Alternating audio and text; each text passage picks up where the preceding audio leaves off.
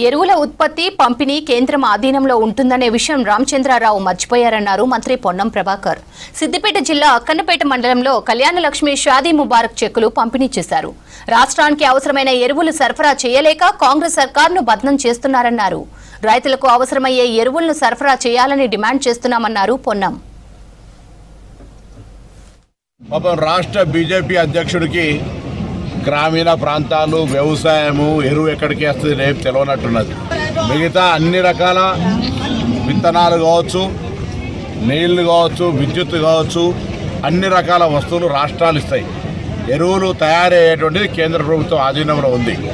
ఈ రాష్ట్రానికి సరైన విధంగా ఎరువులు సరఫరా చేయమని అడిగితే సరఫరా చేయలేక కాంగ్రెస్ ప్రభుత్వాన్ని బదనాం చేసే ప్రయత్నం చేస్తూ ఉన్నాడు. మీరు సఫిషియెంట్ ఎరువులు ఇస్తారట, కాంగ్రెస్ పార్టీ వాటిని ఇస్తలేదని చెప్తున్నాడు. దేశంలో 29 రాష్ట్రాల్లో తెలంగాణ పట్ల బీజేపీ ఎంత వివక్షపూరితంగా చూపెడుతుంది.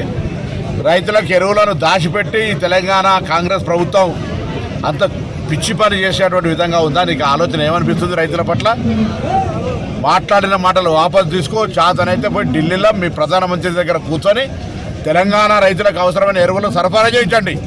రాజకీయాలు అవసరం లేదు రైతుల దగ్గర. ఈరోజు యావత్ రైతాంగం అంతా ఎరువులు కావాలని డిమాండ్ చేస్తూ ఉంది. రాష్ట్ర ప్రభుత్వంగా కేంద్ర ప్రభుత్వాన్ని కోరుతా ఉన్నా. ముఖ్యమంత్రి గారు సంబంధిత మంత్రిని కలిసినారు. వ్యవసాయ శాఖ మంత్రి తుమ్మల నాగేశ్వరరావు 10 సార్లు వ్యవసాయ శాఖ మంత్రి విజ్ఞప్తి చేస్తూ ఉన్నాడు. అయినా భారతీయ జనతా పార్టీ నాయకత్వానికి కనీసం దున్నపోతు మీద వానబడ్డట్టు కూడా లేదు. ఇవాళ ఉల్టా కాంగ్రెస్ పార్టీ ఎరువులను దాచిపెడుతుందని చెప్తా ఉన్నారు. ఎరువులు వచ్చిన స్టాక్ ఎంత, ఎరువులు డిస్పాచ్ చేసింది ఎంత, రావాల్సింది ఎంతనో తెలుసుకొని పోయి ఢిల్లీలో ప్రయత్నం చేయి రామచంద్రరావు. వ్యవసాయము, రైతులు, పల్లెలు, బీసీలు, ఎస్సీలు, ఎస్టీలు అంటే నీకు తెలియదు.